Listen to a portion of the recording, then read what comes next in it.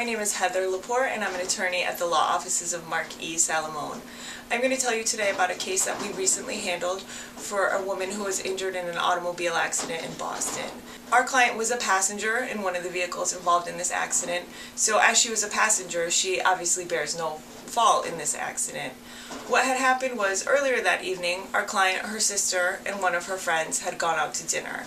While they were leaving from dinner, they were on the highway and came upon a pretty chaotic scene.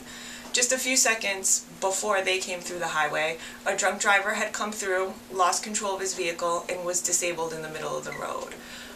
Then the vehicle my client was in, along with a few other vehicles, came upon the scene and weren't able to maintain control of their vehicles and slow down in time, and ended up in a multi-car collision in the middle of the highway. As a result of the several impacts, our client was knocked unconscious and actually had to be life-flighted from the scene due to the traumatic brain injury that she did suffer in the accident.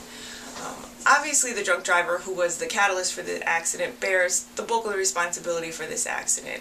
However, he had a minimal policy of insurance, as many people do nowadays, and it really wasn't enough to compensate our client for her injuries. So what we sought to prove was that each individual driver involved in the accident bared some fault for the accident.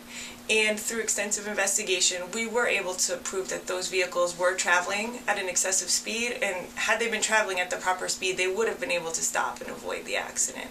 So through that investigation and extensive work to go after each of the vehicles, we were able to get our client a sizable six-figure settlement for her injuries.